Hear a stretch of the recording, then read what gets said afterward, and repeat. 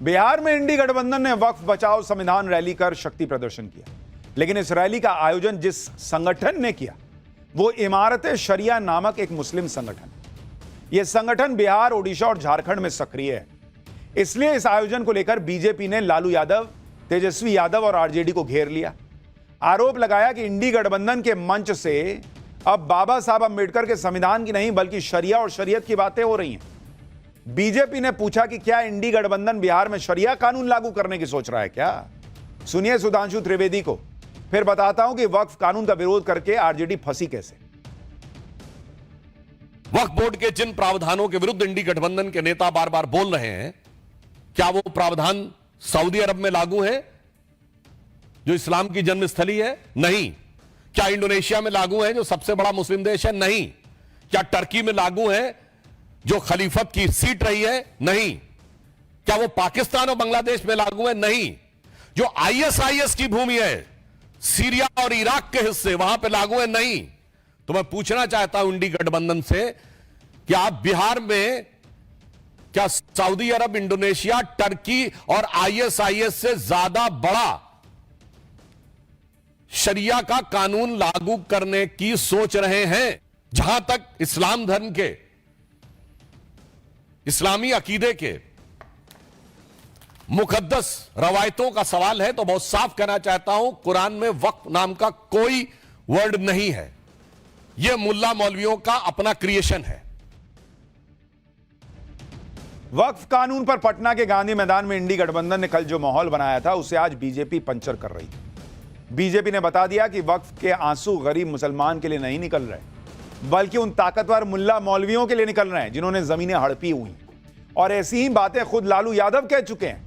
साल 2010 में यूपीए के वक्फ संशोधन कानून पर बोलते हुए लालू यादव खुद मानते थे कि वक्फ की जमीन पर अनाप शनाप कब्जा हो रखा है और यह कब्जा खुद वक्फ बोर्ड से जुड़े लोगों ने किया हुआ है। लेकिन आज वोट चाहिए तो वही आरजेडी वक्फ कानून में सुधार का विरोध कर रही है, कह रही है कि हम आएंगे सत्ता में तो कूड़ेदान में डाल देंगे। सुनिए लालू यादव, तेजस्वी यादव के पप्पा कैसे वक्फ की जमीन पर चल रहे लूट के खेल को एक्सपोज कर रहे थे। सुनिए एक बार। देखिए, कानून बनाना चाहिए बहुत कड़ा। सारी जमीनें हड़प ली गई है, चाहे सरकारी हो या गैर, उसमें जो काम करने वाले लोग हैं सब बेच दिया है। प्राइम लैंड, ऐसा नहीं है कि कोई खेती वाली जमीन है। पटना के डाक बंगला पर जितनी प्रॉपर्टी थी ये सब पर अपार्टमेंट बन गया, सब लोगों ने लूट लाट किया है।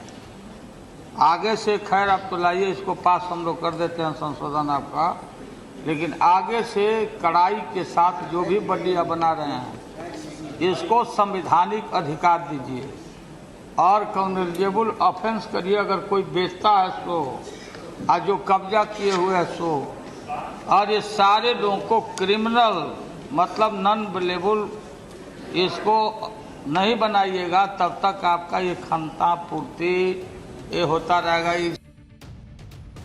ये तेजस्वी यादव के पापा जी हैं, संसद में खड़े होकर बता रहे थे कि कैसे वक्फ की जमीन को पटना में कब्जा किया हुआ है और कानून में सजा का प्रावधान कीजिए ताकि ये सब रुके।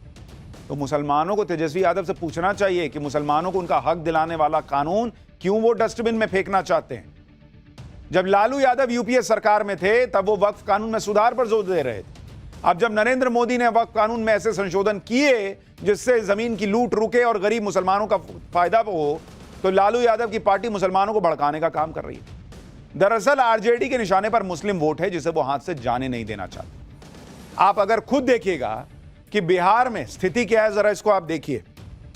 बिहार के अंदर, उसके अंदर अगर आप देखेंगे मुस्लिम आबादी जो है, मुस्लिम आबादी वो करीब करीब जो है वो ऑलमोस्ट 18% के आसपास है, 17.7%। ठीक है। और 50% से ज्यादा मुस्लिम आबादी वाली सीट, 50% प्लस आबादी वाली मुस्लिम सीट, अगर आप इसको देखिएगा तो यह है करीब करीब 47 सीट ऐसी है जहां पर 50% से ज्यादा मुस्लिम आबादी है बिहार में। और 40% प्लस वाली कितनी है भाई? 11 सीट है। यानी दोनों को जोड़ दीजिए तो 58 सीट ऐसी है जहां मुस्लिम वोटर बहुत निर्णायक भूमिका में। इंडी गठबंधन को मुस्लिम वोट अगर आप देखिएगा 2020 के चुनाव में कितने मिले थे भाई इंडी वालों को? 2020 में मिले थे 76% मुसलमानों के वोट, और 2024 के लोकसभा चुनाव में देखिएगा तो ये और बढ़ के 87% पहुंच गया। तो भाई जब उनको बल्क में मुसलमान का वोट मिल रहा है तो वो तो कहेंगे ही कि हम वक्फ कानून उठा के कूड़ेदान में डाल देंगे। ये तो मुसलमान को सोचना है कि आपके हक की चीज कोई उठा के क्यों कूड़ेदान में डाल रहा है। यानी लोकसभा चुनाव में इंडी गठबंधन को भर भर के मुस्लिम वोट मिले, और यही वजह है कि विपक्षी पार्टियां इस मुद्दे को हाथ से जाने नहीं देना चाहती। लेकिन जैसे ही बीजेपी ने इंडी गठबंधन की धर्म की राजनीति का जिक्र किया, तेजस्वी भड़क गए। वो जाति का कार्ड खेलने लगे, यहां तक कहने लगे कि बीजेपी ने तो आजादी की लड़ाई नहीं लड़ी, जबकि उनके पिता इमरजेंसी में जेल गए थे। सुनिए बीजेपी के पलटवार पर तेजस्वी ने क्या जवाब दिया। लेकिन ये भाजपा वाला बोलो, जो हमारे भगवान है, जिसके हम वंशज हैं, भगवान कृष्ण, भागवत गीता उनका दिया हुआ है, और हमारे उन्हीं के परिवार के लोग हैं, हम लोग दादा के रूप में उनको देखते हैं। क्या हम भागवत गीता का यादव समाज अगर कथावाचक बने, कोई पिछड़ा बने, तो ये भाजपा वाले लोग उसका मुंडन कराते हैं। ये असली चरित्र है भाजपा की। ये भाजपा के जो सुधांशु त्रिवेदी जी हैं, इन लोगों का कोई देश की आजादी में कोई योगदान रहा है क्या? ये लोग तो अंग्रेज के गुलाम रहे हैं। लोग इमरजेंसी में इनके पिता जेल गए क्या? मेरे पिता इमरजेंसी में जेल गए। तेजस्वी यादव कह रहे हैं कि उनके पिता लालू यादव इमरजेंसी में जेल गए थे, लेकिन आप यह भी देखिए कि जो लोग इमरजेंसी में जेल गए थे वही लोग आज उस कांग्रेस के साथ हैं जिस कांग्रेस ने इमरजेंसी लगाई थी। लेकिन अब ये सब इमरजेंसी भूल गए, क्योंकि इन्हें सिर्फ सत्ता दिखती है और नरेंद्र मोदी का विरोध दिखता है। नरेंद्र मोदी के विरोध में ये इस हद तक चले गए कि वक्फ बचाओ रैली कर रहे हैं और वहां पर भड़काऊ बयानबाजी हो रही है। पूर्णिया से निर्दलीय सांसद पप्पू यादव तो सीधे कुर्बानी की बातें करने लगे। सुनिए पप्पू यादव क्या कह रहे हैं, फिर बताता हूं कि बिहार में वोटर लिस्ट के मामले में नया ट्विस्ट क्या आ गया है।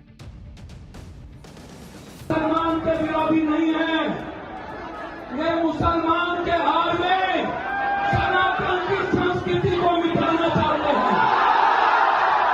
ये मुसलमान के नाम में दलित आदिवासी के अधिकार को छीनना चाहते हैं। कहीं पे निगाह है, कहीं पे निशाना। ये मुसलमान का कुछ नहीं बिगाड़ सकते। जिसका इतिहास हजरत हुसैन का हो, नहीं पता। कुर्बानी का इतिहास बहुत बड़ी ताकत है। दरअसल इन पार्टियों का भरोसा यह है कि मुसलमान बड़ी भीड़ में इकट्ठा होकर ऐसी बातों पर जोर शोर से ताली बजाकर इनके लिए भर भर के वोट कर देगा। लेकिन वो हिंदू और दूसरे धर्म के लोग जिनकी जमीनों पर वक्फ के नाम पर कब्जा कर लिया जाता है, वो भी इनको वोट देंगे, क्योंकि वो हिंदू जो है वो कभी कंसोलिडेटेड वोट तो करेगा नहीं। ये इनके भरोसे की वजह है कि वो इस तरह की बात कर रहे हैं। इनको इस बात का डर नहीं है कि मैं इस तरह से गलत चीज में वक्फ कानून को डस्टबिन में डालने की बातें करूंगा तो हिंदू वोट मुझसे छिटक जाएगा। वहां तो जाति के नाम पे बांट देंगे, ले लेंगे। आप देखिए बिहार में मुसलमानों का वोट, वो मुस्लिम वोटों का जो खेल है वो किस कदर चल रहा है। हैदराबाद के सांसद असदुद्दीन ओवैसी भी बिहार में इंडी गठबंधन से मुस्लिम वोटों की सौदेबाजी कर रहे हैं। इंडी गठबंधन को यह डर दिखा रहे हैं कि हाथ मिला लो नहीं तो मुस्लिम वोट कटेंगे और बीजेपी जीत जाएगी। बिहार में वक्फ कानून के साथ साथ इंडी गठबंधन ने वोटर लिस्ट में रिवीजन के मुद्दे को भी पकड़ लिया। इस मुद्दे को सबसे पहले ममता बनर्जी ने उठाया और बंगाल में बैकडोर से एनआरसी लागू करने का माहौल बन रहा है, ऐसी बातें कह दी। फिर असदुद्दीन ओवैसी ने भी इसे एनआरसी लागू करने की साजिश बता दिया। आरजेडी भी इस मुद्दे पर माहौल बना रही है कि मोदी शाह जो है वो बैकडोर से चुनाव आयोग के माध्यम से एनआरसी ले आए। तेजस्वी यादव आरोप लगा रहे हैं कि प्रधानमंत्री नरेंद्र मोदी ने निर्वाचन आयोग को बिहार की समस्त मतदाता सूची को निरस्त कर केवल 25 दिन में 1987 से पूर्व के कागजी सबूतों के साथ नई मतदाता सूची बनाने का निर्देश दिया। आरजेडी का आरोप है कि चुनावी हार की बौखलाहट में बीजेपी अब बिहार और बिहारियों से मतदान का अधिकार छीनने का षड्यंत्र कर रही है। एक बार तेजस्वी यादव क्या कह रहे हैं सुन लीजिए, फिर आपको बिहार में वोटर लिस्ट के मुद्दे का सच क्या है, क्या वाकई बैकडोर से एनआरसी आ गई है, सारे फैक्ट्स बताता हूं। हम सब के गरीब, पिछड़ा, दलित, अति पिछड़ा, अल्पसंख्यक समाज के गरीबों का वोट का अधिकार भी छीनने का काम करने जा रही है। अभी नया इलेक्शन कमीशन का नोटिफिकेशन आया है कि 8 करोड़ वोटर का फिर से वो नया सूची बनाने जा रहे हैं। आप लोग सचेत रहिएगा, ध्यान रखिएगा कि वोटर लिस्ट से किसी का नाम हटे ना। ये बड़ी साजिश है। चुनाव आयोग के एक्शन को लेकर इंडी गठबंधन माहौल बना रहा है कि मानो चुनाव आयोग चोरी छिपे सरकार के कहने पर कोई ऐसा काम कर रहा है जो इस देश में कभी नहीं हुआ और जो उसे कभी करना भी नहीं चाहिए, और शायद उसके पास पावर भी ना। लेकिन इस पूरे विवाद का सच क्या है, आपको विस्तार से बताता हूं। दरअसल चुनाव आयोग के पास यह पूरी ताकत है कि वो वोटर लिस्ट का रिवीजन कर सके और उसे दुरुस्त करने के लिए अभियान चला सके। इलेक्शन कमीशन के पास स्पेशल इंटेंसिव रिवीजन यानी SIR की पावर है। Representation of the people act 1950 के सेक्शन 21 के तहत और संविधान के आर्टिकल 326 के तहत इलेक्शन कमीशन को यह अधिकार मिला हुआ है। आर्टिकल 326 कहता है कि सिर्फ वो व्यक्ति जो 18 साल से ज्यादा उम्र का है और जो भारतीय नागरिक है, सिर्फ वही वोट डाल सकता है। और सही वोटर कौन है, इसको जांचने का पूरा अधिकार चुनाव आयोग के पास है। तो बहुत जो अधिकार संविधान दे रहा है, ये लोग छीन लेंगे क्या? दूसरी बात, ऐसा पहली बार नहीं हो रहा कि बिहार में ऊपर से नीचे तक वोटर लिस्ट को दुरुस्त करने का काम हो रहा है। ऐसा अभियान साल 2003 में भी चलाया जा चुका है और चुनाव आयोग कह रहा है कि भाई 22 साल हो गए, क्या ठीक से लिस्ट नहीं बननी चाहिए? इसके अलावा देश के अलग अलग हिस्सों में अलग अलग साल में ऐसी ड्राइव्स होती रही हैं। आप यह भी समझिए कि चुनाव आयोग बिहार में वोटर लिस्ट का रिवीजन कर क्यों रहा है। पिछले 22 साल में वोटर लिस्ट में बहुत बड़ा बदलाव हुआ है। वोटर लिस्ट में बहुत नाम जोड़े और हटाए गए, बहुत तेजी से शहरीकरण और पलायन हुआ। इतने सालों में बहुत से ऐसे मतदाता हैं जिनका 2-2 जगह रजिस्ट्रेशन हो गया, जिसकी वजह से उनकी एक से ज्यादा एंट्री है। चुनाव आयोग कह रहा है कि इसको ठीक से बना लेते हैं। दिक्कत क्या है? 1950 से लेकर अभी तक कई बार ऐसा हो चुका है और बिहार में खुद लास्ट 2003 में हुआ है। तो इसमें इतना हंगामे की बात क्या है भाई? और चुनाव आयोग को लेकर इंडी गठबंधन आरोप लगा रहा है कि चुनाव आयोग तो मनमाने तरीके से काम कर रहा है। चुनाव से 3-4 महीने पहले ही क्या ऐसा अभियान क्यों चला रहा है, जबकि सच यह कि वोटर लिस्ट में रिवीजन के लिए तय नियम है। नियम के मुताबिक जैसे ही वोटर लिस्ट को लेकर स्पेशल इंटेंसिव रिवीजन का ऐलान होता है, वैसे ही चुनाव आयोग पॉलिटिकल पार्टीज को इसकी जानकारी देता है और उनका सहयोग मांगता है। चुनाव आयोग हर पार्टी से हर पोलिंग स्टेशन के लिए बूथ लेवल एजेंट अपॉइंट करने के लिए कहता है। ये बूथ लेवल एजेंट चुनाव आयोग के बूथ लेवल ऑफिसर के साथ मिलकर काम करते हैं। अगर उन्हें कोई आपत्ति होती है तो वो चुनाव आयोग से आपत्ति दर्ज करा सकते हैं। सिर्फ इतना ही नहीं, 1 अगस्त 2025 को नए इलेक्टोरल रोल का ड्राफ्ट आएगा और 1 अगस्त से 1 सितंबर पूरे 1 महीने तक सारी पॉलिटिकल पार्टी और आम नागरिकों को मौका दिया जाएगा कि अगर कोई छूट गया है या ड्राफ्ट में कोई कमी है तो उसमें सुधार कर लिया जाएगा। इसके बाद 30 सितंबर को यानी ड्राफ्ट आने के 2 महीने बाद फाइनल वोटर लिस्ट आने जा रही है। हर चीज हर पॉलिटिकल पार्टी को पता होगी। उनका booth level agent booth level officer के साथ जा के हर जगह देखेगा क्या काम हो रहा नहीं हो रहा, तो फिर क्या गड़बड़ हो जाएगी बॉस? और इनका ही वोटर कैसे गायब हो जाएगा लिस्ट से? इनको इतना कॉन्फिडेंस कैसे है? बीजेपी का क्यों नहीं गायब हो जाएगा? बीजेपी को पता है कि कौन हमको वोट देता है, कौन नहीं देता है। और सबसे बड़ी बात, आज तक तो कहते थे कि ईवीएम में खेला करके यह सब होता है, अब कह रहे हैं कि वोटर लिस्ट में गड़बड़ी करके होता है। कभी कहते हैं वोट डालने के वक्त होता है। अरे मन तो बनाइए, होता कब है? ईवीएम हैक करके होता है तो वोटर लिस्ट में गड़बड़ी की जरूरत क्या है? वोटर लिस्ट में गड़बड़ी हो रही है तो फिर मानिए कि ईवीएम में गड़बड़ी नहीं होती है, लेकिन जब जैसा मन वैसा स्क्रिप्ट चला देना है। चुनाव आयोग पर इंडी गठबंधन यह भी सवाल उठा रहा है कि चुनाव आयोग ने अपने फॉर्म में 3-3 एज ग्रुप रखे। साल 1987 से 2004 के बीच पैदा हुए लोगों से उनके दस्तावेज और माता पिता के दस्तावेज क्यों मांग रहे हैं? चुनाव आयोग ने 1987 और 2004 का ही कट आउट डेट क्यों चुना? इसकी वजह भी समझिए। जिन 3 कट ऑफ डेट की बात कही जा रही है वो कहीं और नहीं बल्कि सिटीजनशिप एक्ट में लिखा हुआ है। चुनाव आयोग ने अपने मन से कोई तारीख तय नहीं की है। और जहां तक माता पिता के डॉक्यूमेंट दिखाने की बात है तो यह भी सिटीजनशिप एक्ट में लिखा है कि जिस व्यक्ति के माता पिता दोनों भारतीय हैं वो खुद भारतीय होगा पैदाइश से। तो भाई ये सिटीजनशिप एक्ट इतने साल आपकी सरकार थी, फाड़ देते, खत्म कर देते, उसको रद्द कर देते कि नहीं नहीं माता पिता के भारतीय होने का सबूत नहीं दे सकते। कानून में साफ लिखा है कि भारत के नागरिक को ही वोट देने का अधिकार होता है, उसके हिसाब से चुनाव आयोग काम कर रहा है। और माता पिता भारत के नागरिक हैं, ये साबित करने के लिए कुछ डॉक्यूमेंट दिखाइएगा कि खाली कह दीजिएगा कि मेरे माता पिता भारतीय हो गया। आप ये भी देखें कि चुनाव आयोग वोटरों से जो फॉर्म भरवा रहा है उसके फॉर्म के साथ साथ कौन से डॉक्यूमेंट मांग रहा है जिसमें इनको दिक्कत हो रही है।